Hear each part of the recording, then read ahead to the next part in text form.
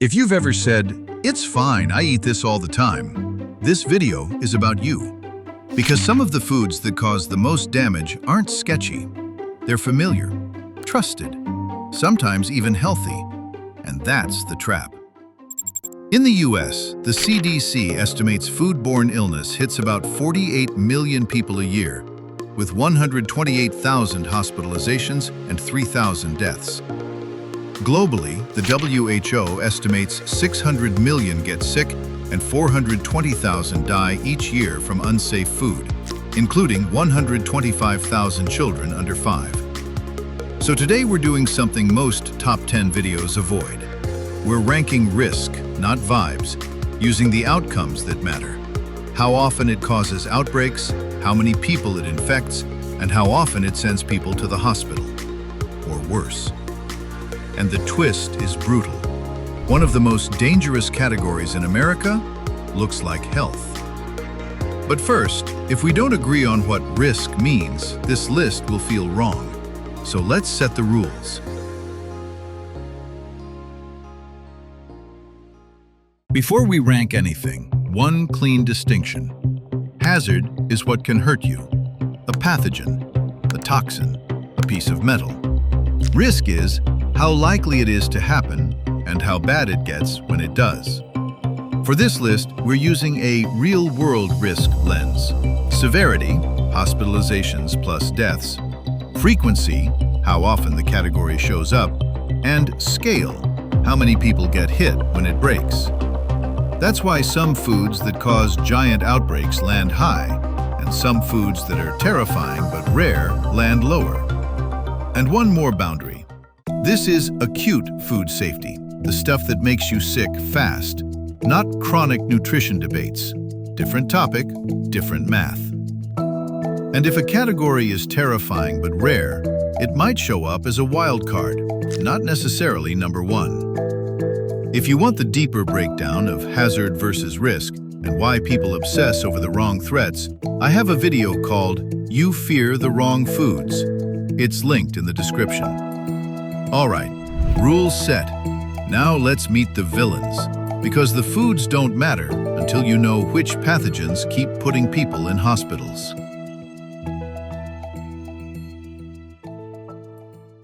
If you want to understand food risk in America, start here. Norovirus is the king of illnesses. It's the "everyone got sick at the party" virus. Non-typhoidal salmonella is a heavyweight, big on hospitalizations and consistently one of the deadliest. Listeria is rarer but brutal, especially for pregnant people, older adults, and the immunocompromised. STEC. That's Shiga toxin-producing E. coli, like O157, can cause kidney failure. And then you've got category-specific nightmares, like Vibrio vulnificus from raw oysters. So when we say riskiest foods, we're really asking, which foods keep showing up as vehicles for these outcomes? One more important thing. There is no single official CDC top 10 foods list. So this is a CDC-grounded, severity-weighted ranking built from CDC methods, outbreak evidence, and attribution research. Okay, now we rank, and I'll warn you, the first one isn't a food. It's the setting that turns one sick person into 50 sick customers. Sprouts are basically a greenhouse for microbes. They're grown warm, humid, and wet, the exact conditions bacteria would order on DoorDash. And they're often eaten raw, so there's no kill step. CDC has warned for years, sprouts have a long history of outbreaks because contamination can start at the seed, and sprouting amplifies it. Signature failure: contaminated seeds, amplification during sprouting, and raw consumption. Pro note: in risk terms, sprouts can punch above their weight, not the biggest burden overall, but persistently high risk with repeated events. And if sprouts are the healthy food that behaves like a lab experiment, the next one is the food that looks innocent until you cut it open.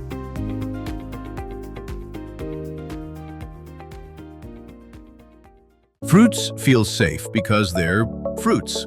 But melons, especially cantaloupe, have a history of severe outbreaks. Why melons? They grow on the ground. They have textured surfaces that can hold contamination, and once cut, the inside becomes a ready-to-eat, moist, nutrient-rich playground. And here's the terrifying detail. Listeria can grow at refrigerator temperatures. So chilling slows growth for many pathogens, but it doesn't erase history, and it doesn't guarantee safety if contamination is there. Signature failures: contamination at farm and packing, sanitation issues on equipment, and cold chain does not stop listeria from slowly increasing. Now let's flip the risk equation, because the next category isn't about how often, it's about how hard it can hit when it hits. Raw oysters are the definition of high severity, low forgiveness. Not because they're dirty, but because they're a perfect delivery system. CDC's warning is blunt. Most people who get vibriosis got it from eating raw or undercooked shellfish, especially oysters. And here's why this category earns a spot on a severity-weighted list. One strain, Vibrio vulnificus, can turn into a life-threatening infection fast, and about 1 in 5 people with this infection die, sometimes within a day or two. Now, does that mean oysters cause the most outbreaks overall? Not necessarily.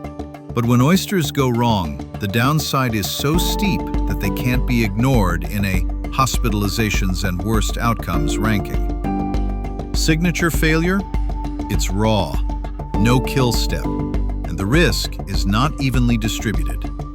Which brings us to the next category, the one that does hit huge numbers of people because it looks like health.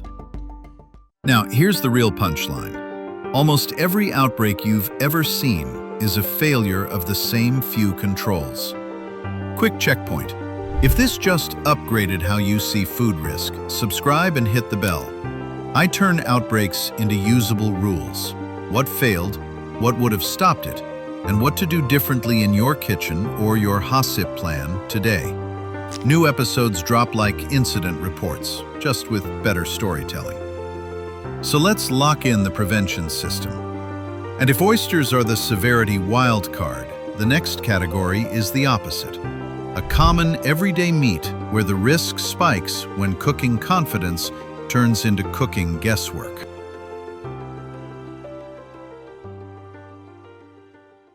Pork lands here for 2 reasons.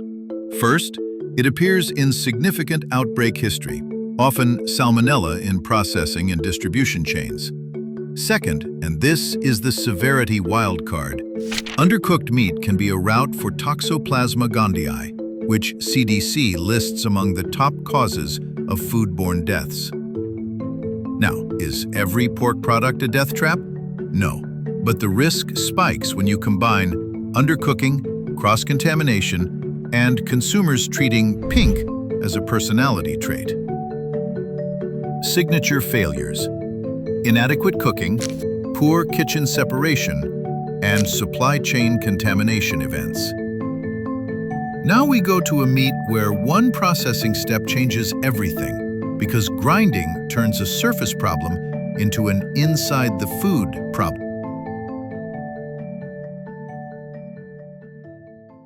Ground beef is different from steak for one simple reason. Grinding moves surface contamination into the interior, so the inside of the patty is no longer protected by just sear the outside. That's why E. coli, especially Shiga toxin-producing Escherichia coli, like 0157, shows up so often in ground beef events. Undercooking can mean severe outcomes, including kidney complications. Signature failures: undercooking, relying on color, looks done, and cross-contamination from raw beef prep. Pro note: industry controls exist, testing, interventions, traceability, but the consumer kills step still matters. Now for the twist, a category that's already cooked, but can still be dangerous. Not because of undercooking, because of what happens after.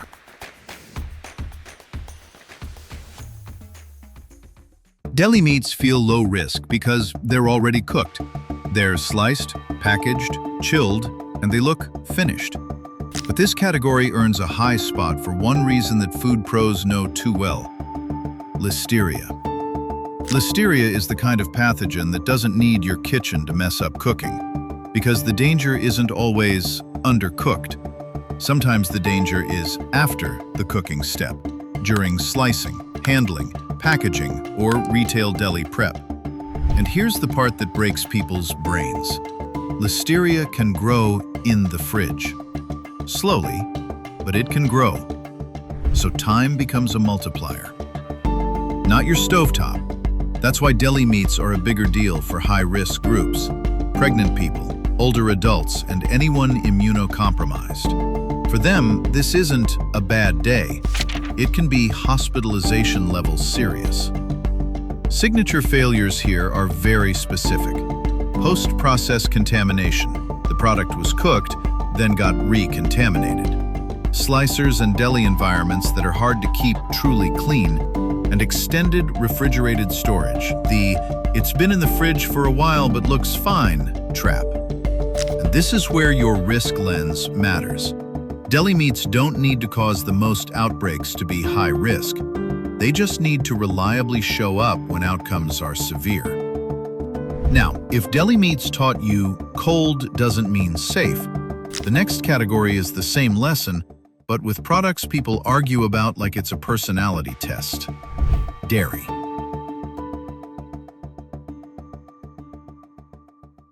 Dairy risk isn't milk as a concept. It's mainly raw milk products and soft cheeses, especially when contamination is introduced or survives and then grows in cold storage. Listeria is the headline here. It's rare, but when it hits, high hospitalization rates, and it can be devastating for pregnant people and older adults. And raw milk? CDC has repeatedly documented outbreaks linked to raw milk. Pasteurization exists for a reason, and it's one of the most successful public health interventions in food history. Signature failures: choosing unpasteurized products, post-process contamination in ready-to-eat dairy environments, and assuming cold storage equals safety. And if you think dairy debates get intense, eggs are where food safety goes full chaos, because one bad egg can contaminate an entire batch before you even notice.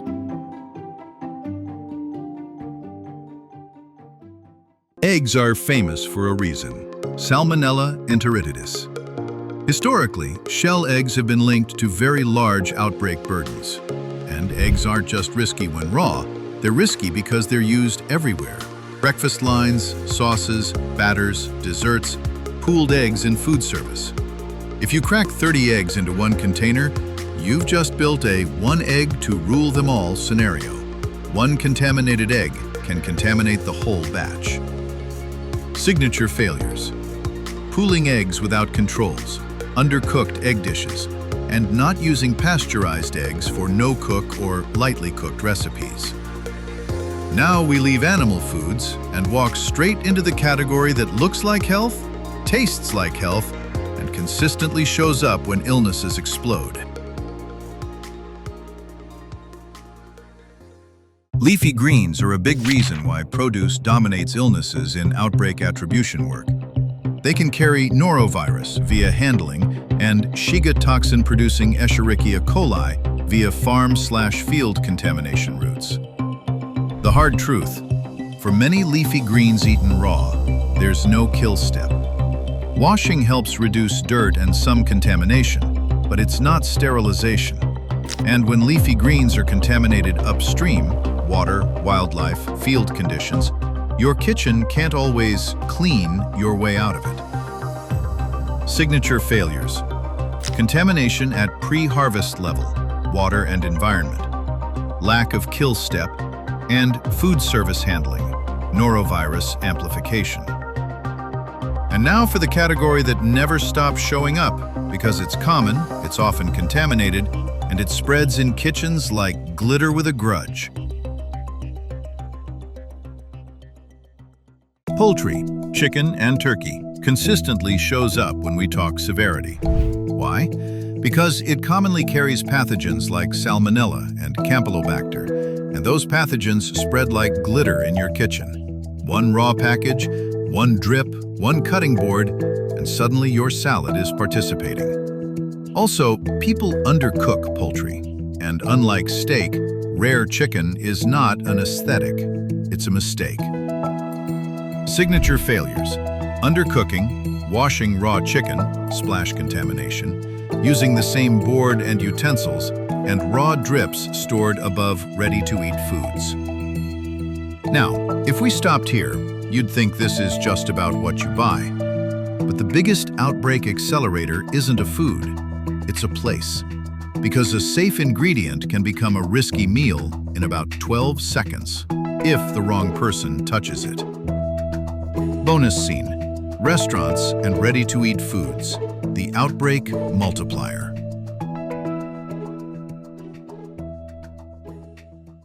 Restaurants are where risk scales. Not because restaurants are dirty, but because they're high speed, high volume, and one contagious worker can turn a single sandwich into a multi-table incident. Ready-to-eat foods made in food service. Salads, sandwiches, deli prep, catered meals, buffets. Why is this on the list? Because norovirus loves restaurants. CDC outbreak analyses have repeatedly shown restaurants as the most common setting for foodborne norovirus outbreaks, and sick food workers are often implicated. Translation: a food can start safe and become risky because a human being touched it while contagious. Signature failure: working while sick, bare-hand contact with ready-to-eat foods, and poor hand-washing timing, especially after bathroom trips. Yeah, we're going there.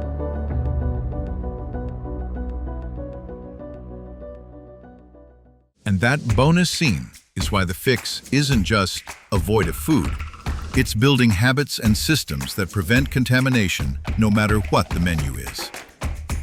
Here's the cleanest way to remember prevention, whether you run a plant, a restaurant, or a home kitchen. Check, clean, cook, chill, cross-contamination. Check, sourcing, dates, packaging integrity, allergens, because you can't cook out allergens or fraud. Clean, hands, tools, surfaces, and don't cook when sick. Cook, use heat as a kill step, especially poultry, ground meats, eggs. Chill, time and temperature control. Cold slows growth, it doesn't erase what happened. Cross-contamination, separate raw from ready-to-eat like your reputation depends on it, because it does. If you want the full breakdown, what each C actually looks like in real kitchens, where people mess it up, and the highest ROI controls, I've got a dedicated video on the 5 C's of food safety linked in the description. For pros, that maps straight into HACCPs and good manufacturing practices, supplier approval, sanitation, validated lethality, cooling curves, segregation, verification. For consumers, it's the same, just less paperwork and more common sense. It smells fine. Pathogens don't need to smell bad. It's cold, so it's safe. Listeria has entered the chat. I'll just rinse it. Washing isn't a kill step. I'll cook it later. Cross-contamination happens now. I can tell by color. Thermometers exist because eyes are liars.